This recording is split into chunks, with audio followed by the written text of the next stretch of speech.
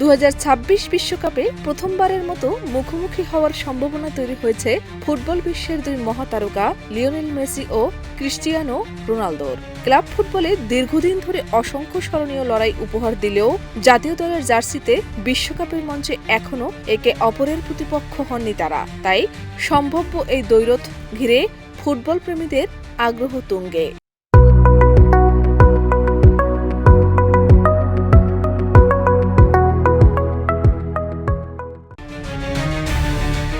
যুক্তরাষ্ট্র, কানাডা ও মেক্সিকোয় অনুষ্ঠেয় 2026 বিশ্বকাপের সূচি অনুযায়ী আর্জেন্টিনা ও পর্তুগালের অবস্থানের উপর নির্ভর করছে এই ম্যাচ।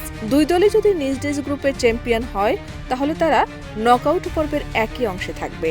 সেক্ষেত্রে রাউন্ড অফ 32 ও রাউন্ড অফ 16 পার হলে কোয়ার্টার ফাইনালে দেখা হতে পারে মেসি রোনালদোর।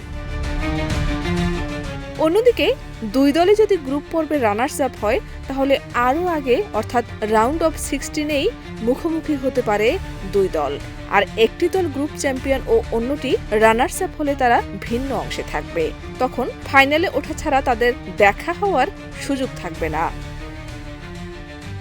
তবে দুই মহাতারকা আন্তর্জাতিক প্রীতি ম্যাচে দুইবার ও উয়েফা চ্যাম্পিয়ন্স লিগ সহ বিভিন্ন ক্লাব ও প্রদর্শনী ম্যাচে আরও বেশ কয়েকবার একে অপরের মুখোমুখি হয়েছেন।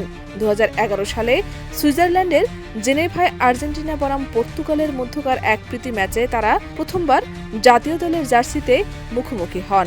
2014 সালে ম্যানচেস্টারে আর্জেন্টিনা ও পর্তুগালের আরেকটি প্রীতি ম্যাচে তারা মুখোমুখি হন।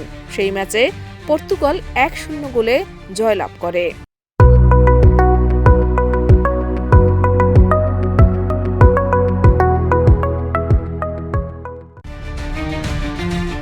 2023 সালের অক্টোবরের পর একই মাঠে দেখা যায়নি এই দুই তারকাকে। ফলে সম্ভাব্য এই বিশ্বকাপ দ্বৈরথকে ঘিরে সমর্থকদের উত্তেজনা দিন দিন বাড়ছেই। শাহনাজ পারভীন, দেশ রূপান্তর।